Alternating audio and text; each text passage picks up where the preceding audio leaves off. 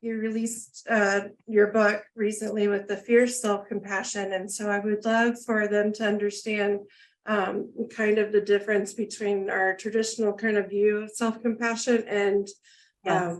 Yes, fierce wonderful. self-compassion. So thank you. So I've been lately referring to them as tender and fierce self-compassion.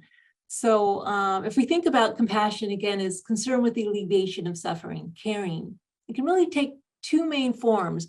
One form is about acceptance, right? This is the tender side of compassion, accepting ourselves, the fact that we're flawed human beings doing the best we can, and also accepting the fact that, life is difficult. We might have emotions or situations that are hard.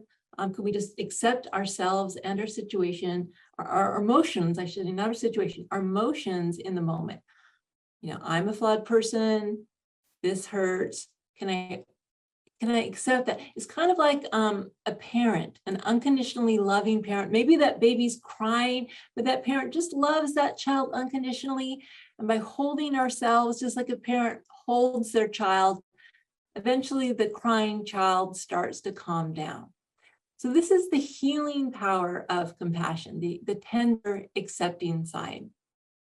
But as you've got your parents there, Tricia, so you also know as parents, we don't want to accept, first of all the behaviors of our children. If our children, if they aren't potty trained by age 7, there's a problem, right?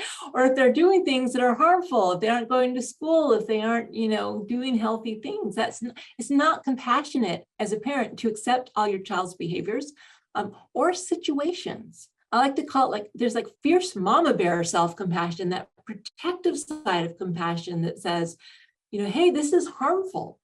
And so this can be aimed both internally or externally. So we might see something we're doing.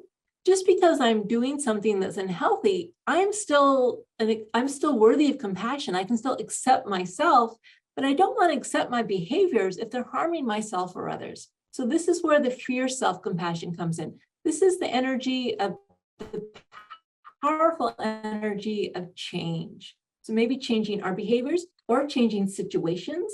Maybe you're in a toxic relationship, or someone's treating you unfairly. Maybe you need to draw a boundary. Right?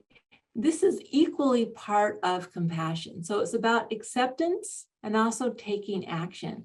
And one without the other is incomplete. If we're too accepting and we don't stand up for ourselves or we don't make any needed changes, we might become complacent, But if we're all about change and everything has to be perfect, and we don't accept the fact that, hey, we're just kind of trying our best moment to moment, we might become aggressive, or we're always striving for things to be other than they are. It's kind of like yin and yang. You've probably all seen that symbol, yin and yang symbol. We need both, right? The tender and the fierce. And they really work to support each other. I'll just say, since your boys are there, and anyone who's watching this, gender role socialization, at least in American society, makes it difficult for us to integrate. Because, and by the way, I'm not talking about gender identity, whether you're non-binary or identify as male or female. I'm talking about socialization. So people raised as boys, they aren't allowed to be tender. You probably know that. Sometimes you get bullied or people call you names if you show these tender emotions. And that harms people who are raised as boys.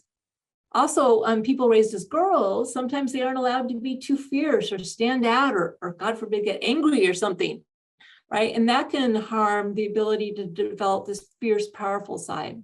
So one of the things that self-compassion gives us is the ability to be whole and complete, our true selves. And regardless of what society says, I have this fierce and this tender energy, and what's going to help alleviate my suffering is to fully develop and integrate both. Was that is that good?